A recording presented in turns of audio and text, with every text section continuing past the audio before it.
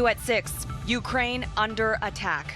After weeks of threats, Russia unleashes its military might. And that calls for a strong reaction from the international community. The world reacting tonight, while those in Ukraine are forced to confront a deadly new reality. The bomb went off, windows rattled, and I knew it was a bomb instantly. Special coverage of Ukraine under attack begins right now.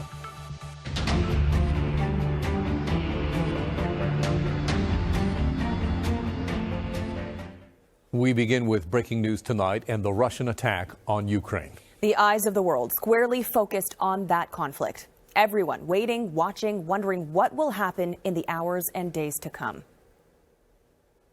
This is a live shot of the capital, Kyiv. There are nearly 3 million people in the city. Sleep won't come easy for them tonight, or for the rest of the 40 million people who call Ukraine home. We have a lot to cover tonight, from the war zone itself to reaction right here at home. Now, Canada is home to more than 1 million people of Ukrainian descent, and they are worried sick for family and friends forced to flee or caught in the line of Russian fire. Catherine McDonald has been talking with members of Toronto's Ukrainian community today. Catherine. Well, Ukrainian Canadians I've been speaking with tell me that they are shocked by the invasion on Ukraine, but they are not surprised. Look over my shoulder here. We're at Nathan Phillips Square, and you can see a massive rally which was planned at the last minute today by Russian Canadians who say they stand in solidarity with their Ukrainian neighbors in their condemnation of Vladimir Putin. Toronto is home to thousands of Ukrainian Canadians, many who are functioning on little sleep after a restless night. I'm not wake up this morning. I just follow all this all night when it starts. Alex Chaplajan and Larissa Senyorkina do not know one another, but both have sisters in Ukraine. They sent me a message that they're under attack. They're worried about the safety of their loved ones after the Russians invaded Ukraine overnight. Everybody predicted, but nobody believed it can be crazy like this. Hear sirens and they hear bombing because they live near the airport, military airport. Senyorkina, a refugee herself, was woken up with a text at 3:45 a.m. and sent these videos taken from just outside her sister's house. Her sister has 2 children. She says they refuse to leave. My family told me that we are not running because this is our home. Boris Rezhnewski, who chairs the Human Rights Commission for the Ukrainian World Congress, is devastated by what's going on. Many with children are sending their children and wives out. Rezhnewski says sanctions against Russia must be stiff. We know that terrible horror is about to begin. Has begun. And you have family there. Yes. We have supported the community through rallies, which we have held for the past 2 weekends. We're planning another rally tomorrow, likely in City Hall Square, and of course across the country. Canadians can show their support by donating to a fundraiser for humanitarian aid on the Canadian Ukrainian Foundation website. It's terrible, and nobody knows what next. And just a massive scene here at this protest at Nathan Phillips Square. Speakers have been going since 5 o'clock. We heard Mayor John Tory just 15 minutes ago. The anthem was sung. It really is a very supportive community here of Russian Canadians, Ukrainian Canadians, and just people who want to show their support for this community that is really undergoing something that they never thought would happen. They prayed it wouldn't happen, and it has. Now, there is another rally planned by the Ukrainian Canadian Congress. That's tomorrow at 5 o'clock at the consulate on Lakeshore, and then there's a mega march planned on Sunday at 2 o'clock. And listening to the organizers of this event, it's a safe bet that there are going to be protests every day because people feel a strength coming together and being together at this very difficult time. We'll throw it back to you. Thank you, Catherine. Now, despite warnings from the Canadian government to leave, many Canadians remain in Ukraine. As of Wednesday, Global Affairs says about 800 people are still registered as being in the country. All this as Ukrainian airspace has been shut down to civilian aircraft. Our Shalima Maharaj has been speaking to Canadians there. I woke up this morning at about 4:45. I'm still a little bit jet lagged. And then about 15 minutes later, suddenly a bomb goes off. Myron Cymbilyuk arrived in Ukraine from Canada a couple of days ago. By that point, there were already strong rumblings of imminent action by Russia. I know what that sounds like because I lived through that in Afghanistan. Quite often, you'd wake up to a bomb explosion, then the windows rattled. Cymbilyuk is staying near an airport near Kyiv. He's here on a business trip helping to grow the country's agriculture industry. And I thought to myself, oh God, here it starts. And so then I turned on the television. I then called my friends. And sure enough, the news was coming out already. Hanna Hopko is a former Ukrainian member of parliament and democracy activist. This is violation of international law. And Russia should be withdrawn from the UN Security Council. They should be isolated from all international organizations. With these latest developments, Myron Cymbilyuk will now stay on longer than he anticipated. But on the other hand, I used to work for the United Nations, and I've been talking to some of my old colleagues, and it looks like I might be volunteering tomorrow for some supply chains and for some humanitarian goods that need to be brought in. Global Affairs Canada, meanwhile, has since updated its advisory to Canadians still on the ground in Ukraine to shelter in a secure place unless it is safe to leave the country. Shalima Maharaj, Global News. And Canada has imposed severe new sanctions on Russia after President Vladimir Putin launched a large-scale military attack on Ukraine. These sanctions will target 58 individuals and entities. We will also sanction members of the Russian Security Council, including the Defense Minister, the Finance Minister, and the Justice Minister. In addition, effective immediately, we are ceasing all export permits for Russia and canceling existing permits. The sanctions will target Russian oligarchs and their families, the paramilitary organization Wagner Group, and major Russian banks. The Prime Minister called the invasion of Ukraine a horrific, unprovoked attack that has put the lives of innocent people at risk. Trudeau says Canada is working closely with NATO and other allies to coordinate their response to the invasion. There's been an impact in the financial markets as well. North American stock markets following a global sell-off trend, and Gaviola has more on what you need to know about the market reaction to Russia's invasion. Anne. What happened today, Alan, sent financial shockwaves all around the world. And if this escalates, if this drags on, it has the potential to continue to impact every single Canadian household. The Russian stock market saw its value halved as investors calculated the toll of tightening sanctions on Russian companies. The biggest one-day tumble for the ruble, forcing Russia's central bank to step in. Stock markets from Asia to North America were in the red as investors were spooked by fears about what could happen next and how that could take a bite out of corporate profits.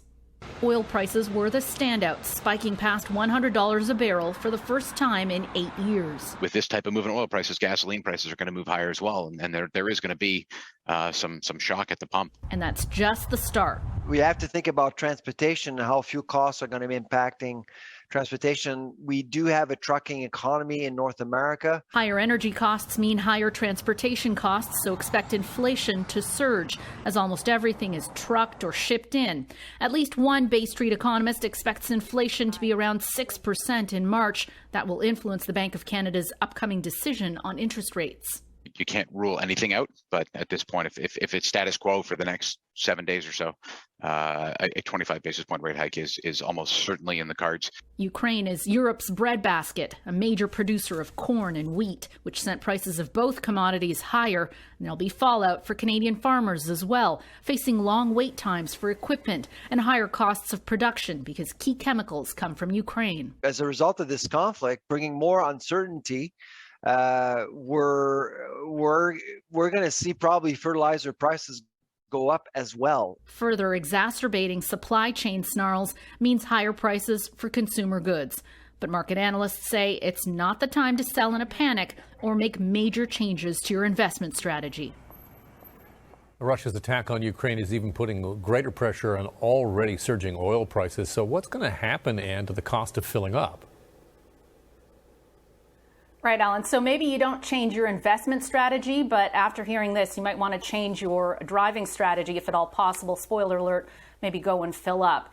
So according to gas price analyst Dan McTeague, this is going to be a 1-2 punch in terms of what people across the GTA can expect. So if things don't get better over the next few days, you're going to see that impact into the weekend. So prices at the pumps going up, let's call it 7 to 8 cents a liter, bringing the average for the region to $1.67 per liter. So that's for this weekend, part one. If things continue to escalate over the next few weeks, McTeague estimates, he's crunched the numbers, and he's saying it is possible that by next month, we could see prices at the pumps pushing past $2 a liter. Yikes. Thanks, Ann. Well, to news out of Queen's Park now. If you ever feel like your employer is watching you, the province is introducing legislation to make sure any electronic surveillance is fully disclosed. But as Matthew Bingley tells us, there are concerns about how effective it will be. As thousands of people remain out of the office, privacy, which used to be a luxury, now relies on a lot of trust. If I want to have a private conversation with someone, I could go to their desk or to their cubicle or their office or whatever. But we don't have that same luxury, obviously, when we're working from home. Justin Regular has found a good balance of working from home with his employer, but knowing how closely his bosses are looking at his work or possibly at his emails would add a little peace of mind. Even though they are corporate emails, I would like to know that they're being tracked. The Ministry of Labor says it will soon require employers to disclose how much they're monitoring and what they do with the data they collect. Everything from tracking GPS units in company vehicles to watching how staff use electronic devices. Data is power. Labor Minister Monty McNaughton says by making employers disclose what they're tracking, workers can decide who they're comfortable working for. We'll be enshrining this in law. It will be in the Employment Standards Act. Any employer with 25 or more employees will have to have a policy in place and will be enforced through the Ministry of Labor inspectors. But it's unclear what measures will be put in place in cases of possible overreach. I'd be curious to know if there are any actual real teeth in the legislation. Labor lawyer Alex Lucifero says he still needs to see if there are any rules to enforce the right to privacy. Otherwise, the government is simply mandating employers to introduce a policy without the nuts and bolts of what those policies should say. Now, much like the For Government's right to disconnect law for workers, that employment lawyer says this appears to be another piece of legislation with good intentions, but likely not enough enforcement to back it up. Tracy. Matt, thank you. That's our Matthew Bingley live at Queen's Park. Peel Regional Police say a 49-year-old teacher at a Brampton high school is facing sexual assault charges. Our Morgan Campbell joins us from Brampton with the latest on this. Morgan. Well, Alan, Global News has learned that the teacher was a tech teacher here at Chinguacousy Secondary School in Brampton. Earlier this month, multiple victims came forward with allegations of sexual assault, and Peel Regional Police launched an investigation into the matter. What they know so far is that the assaults they believe happened between November of 2019 and October of 2020. So far, 2 victims have come forward. Police say there could be more. 49-year-old Bentley Rattray, pictured here and who is from Hamilton, is facing 2 counts each of sexual assault and sexual interference. A photo of Rattray is posted on the website of Really Living Center. It's a church in Hamilton who lists the man as a pastor. Now, Global News did reach out to the church for comment, but has not yet heard back. Police say that the investigation continues and that they would like to speak to anyone who may have information. We want any member of our community who believes they may have been a victim of a crime to speak to investigators so that we can, in fact, investigate these incidents. And if appropriate and charges are warranted, we want to lay those charges should they be required. Global News also reached out to the Peel District School Board, and they provided no comment. They also would not say whether or not any supports were brought in to help any students grappling with this information that's coming to light today. Alan, the board said that they were not willing to comment on a, quote, human resources matter. However, it really does leave us to wonder what types of services are being brought in for students. We had an opportunity to speak to a couple who didn't want to go on camera, and they said that the news is extremely concerning. I'll send it back to you in the studio. Thank you, Morgan. Time is running out for a popular and tasty Toronto tradition, Randy's Patties. Unless, of course, a certain superstar steps up to save it. We'll explain coming up. And we've already had more snow this winter than all of last winter, and we are going to add to those totals. There is a travel advisory in effect for most of southern Ontario. When it will begin and how long it will last ahead. I'm Richard Martin inside of the Global News Chopper. We're looking at Queen's Park at College. Police are still being precautious and they are limiting access getting into Queen's Park. Unlock savings on car insurance with CAA MyPace. Cut costs if you drive less than 12,000 kilometers per year. Visit CAAMyPace.com to learn more.